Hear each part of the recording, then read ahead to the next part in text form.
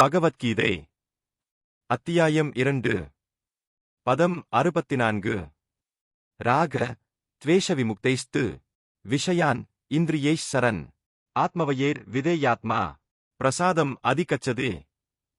ஒரு எல்லாவிதமான விருப்பு வெறுப்புகளிலிருந்தும் விடுபட்டு விடுதலைக்கான விதிகளால் புலன்களைக் கட்டுப்படுத்துபவன் கடவுளின் முழு கருணையை அடைய முடியும்.